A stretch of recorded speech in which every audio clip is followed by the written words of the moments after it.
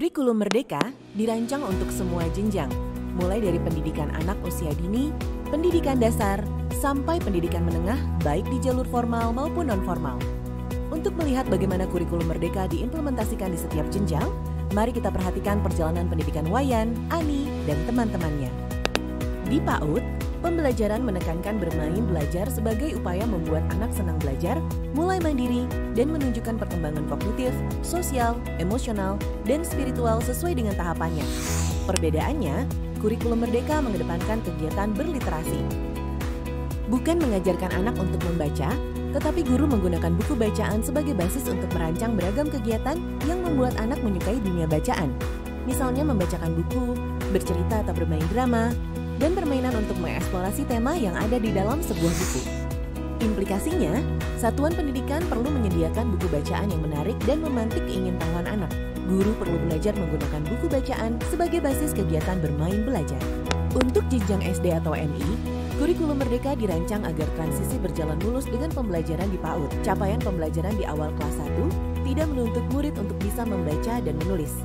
Ini dilakukan agar guru PAUD tidak terbebani untuk mengajarkan calistung.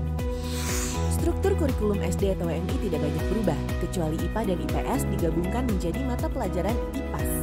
Selain mengurangi materi, hal ini bertujuan untuk menekankan pada pemahaman tentang ilmu pengetahuan sebagai cara dalam melihat dan mengeksplorasi lingkungan, alam, dan sosial budaya dalam keseharian. Perubahan lain adalah pembelajaran berbasis proyek sebagai kegiatan kokurikuler.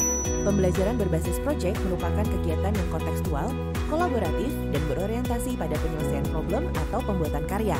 Pembelajaran ini dirancang untuk mengembangkan kompetensi dan karakter profil pelajar Pancasila.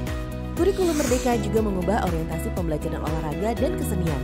Kedua mata pelajaran ini berorientasi pada praktik tanpa banyak teori. Olahraga berisi kegiatan untuk kebugaran, dan kesenian berisi kegiatan berkarya untuk mengasah rasa seni. Karena itu, tidak ada buku teks olahraga ataupun seni untuk murid. Selain itu, kurikulum Merdeka SD atau MI mencakup bahasa Inggris sebagai mata pelajaran pilihan. Mapel ini dapat diterapkan oleh satuan pendidikan yang sudah memiliki SDM memadai. Implikasinya adalah guru perlu mempelajari secara lebih mendalam capaian pembelajaran kurikulum Merdeka, beserta elemen dan tahap perkembangan profil pelajar Pancasila. Guru juga perlu menyusun rancangan pembelajaran berbasis proyek yang akan diterapkan. Untuk jenjang SMP atau MTS, perubahan utamanya adalah informatika sebagai mata pelajaran wajib. Mata pelajaran informatika lebih menekankan pada kecakapan berpikir logis dan sistematis alias berpikir komputasional. Muatan mata pelajaran informatika tidak menekankan aspek teknis dari teknologi informasi, sehingga informatika tidak harus diajarkan oleh guru berlatar belakang informatika. Implikasinya, guru dengan latar belakang informatika, matematika atau IPA perlu disiapkan untuk memahami capaian pembelajaran dan metode pembelajaran untuk mapel informatika. Sebagaimana pada jenjang SD, mata pelajaran olahraga dan seni menekankan pada orientasi praktik. Untuk kedua mapel ini, tidak ada buku teks untuk murid. Untuk seni, satuan pendidikan dapat memilih setidaknya satu dari beberapa cabang seni yang tersedia. Pembelajaran berbasis proyek mendapat porsi yang lebih banyak. Untuk merancang pembelajaran berbasis proyek yang menjadi kegiatan kokurikuler tersendiri, guru perlu mempelajari capaian pembelajaran dan profil pelajar Pancasila.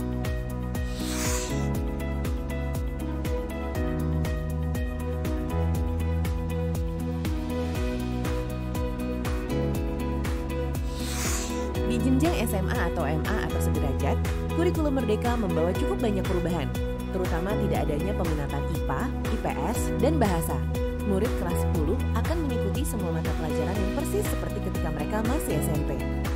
Salah satu implikasinya adalah di kelas 10, mapel-mapel IPA yang tadinya terpisah, sekarang menjadi satu mapel. Muatan fisika, biologi, dan kimia tetap ada, namun menjadi bagian dari mapel IPA. Satuan pendidikan dapat memilih untuk mengajarkannya secara terintegrasi, secara paralel, atau menggunakan sistem blok secara bergantian. Murid mempelajari semua mata pelajaran di kelas 10 agar dapat mengeksplorasi minat dan aspirasi karirnya. Murid tidak lagi langsung dikotakkan ke dalam peminatan IPA, IPS, dan bahasa yang nantinya bisa membatasi pilihan kuliah mereka. Implikasinya, guru kelas 10 dan guru BK sangat berperan untuk memandu murid mengeksplorasi minat dan aspirasi karir. Di kelas 11 dan 12, selain mengikuti mapel umum, murid bisa memilih mata pelajaran yang diminati dari minimal 2 kelompok mapel. Kelompok mapel MIPA, kelompok mapel sosial humaniora, kelompok mapel bahasa, dan kelompok mapel vokasi dan prakarya. Idealnya, pilihan ini sejalan dengan minat dan aspirasi kuliah atau karirnya. Misalnya, jika Wayan ingin kuliah kedokteran, ia bisa memilih mapel biologi dan kimia tanpa harus mengambil fisika dan matematika lanjutan. Wayan bisa juga mengambil bahasa Inggris lanjutan untuk menyiapkannya membaca buku-buku teks kedokteran berbahasa Inggris. Implikasinya, mungkin ada mata pelajaran kelas 11 dan 12 yang banyak diminati, namun ada juga yang kurang diminati. Jika ada mata pelajaran yang peserta didiknya terlalu sedikit, maka guru pengampu dapat menjadi koordinator proyek penguatan profil pelajar Pancasila dan mengajar mata pelajaran lain. Pengembangan kurikulum merdeka untuk jenjang SMK bertujuan untuk menyiapkan siswa-siswi SMK agar siap menghadapi dunia kerja setelah mereka lulus. Perkembangan yang begitu cepat di dunia kerja menuntut pembelajaran di SMK yang lebih fleksibel dan adaptif terhadap dinamika tersebut. Oleh karena itu, dalam kurikulum merdeka, industri dilibatkan secara aktif dalam pengembangan kurikulum mulai dari pemerintah pusat sampai dengan implementasi di SMK agar pembelajaran di SMK selaras dengan kebutuhan dunia kerja. Struktur kurikulum SMK menjadi lebih sederhana dengan dua kelompok mata pelajaran, yaitu umum dan kejuruan, dengan proporsi kelompok kejuruan yang meningkat menjadi 70%. Dalam proyek penguatan profil pelajar Pancasila, terdapat tema wajib yang khusus dilaksanakan di SMK yaitu tema kebekerjaan. Tema ini bertujuan untuk membangun pemahaman antara pengetahuan yang didapatkan di ruang kelas dengan koordinasi real di dunia kerja, mengasah kesiapan kerja, serta meningkatkan kapabilitas siswa SMK sesuai dengan keahliannya. Praktik kerja lapangan memiliki alokasi minimal 6 bulan yang dilaksanakan di kelas 12 bagi SMK program 3 tahun, minimal 10 bulan di kelas 13 bagi SMK program 4 tahun.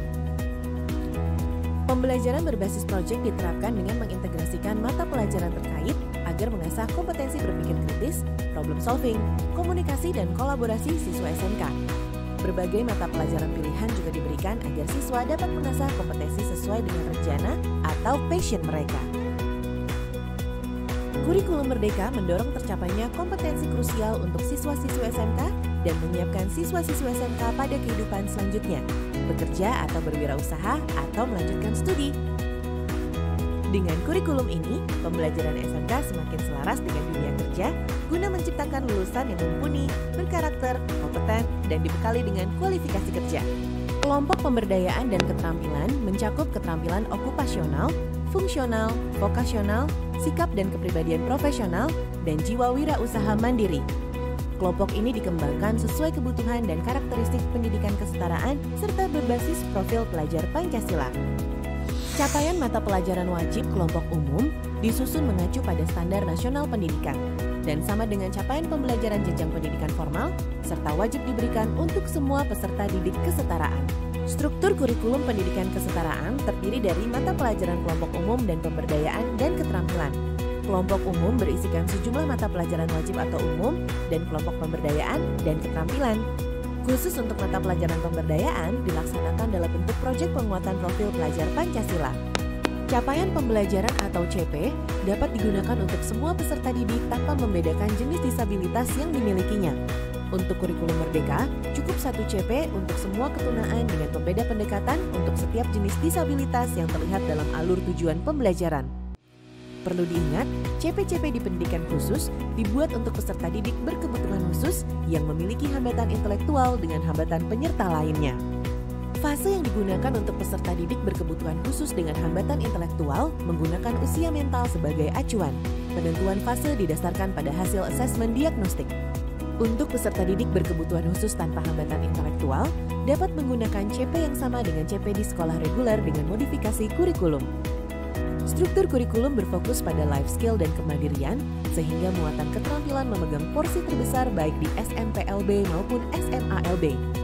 Hal tersebut ditunjang dengan CP yang disusun berdasarkan SK3PD atau Standar Kompetensi Kerja Khusus Penyandang Disabilitas, agar peserta didik dapat diakui skillnya di dunia kerja. Pada kurikulum Merdeka ini, kedudukan program berkebutuhan khusus diperkuat menjadi mata pelajaran wajib yang berdiri sendiri di jenjang SD sampai SMA. Implikasi dari kebijakan ini, satuan pendidikan perlu memperkuat relasi dengan dunia kerja serta penyiapan SDM yang mumpuni untuk program berkebutuhan khusus. Kami percaya kurikulum Merdeka akan membantu guru untuk merancang pembelajaran yang lebih menyenangkan dan bermakna bagi murid. Pembelajaran yang menumbuh kembangkan murid secara holistik untuk menjadi pelajar Pancasila yang memiliki identitas keindonesiaan yang kuat dan siap menjawab tantangan masa depannya. Kami harap video ini membantu Bapak dan Ibu memantapkan diri untuk memilih kurikulum merdeka. Selamat berefleksi dan selamat belajar untuk merancang pembelajaran yang lebih bermakna serta lebih menyenangkan untuk peserta didik kita.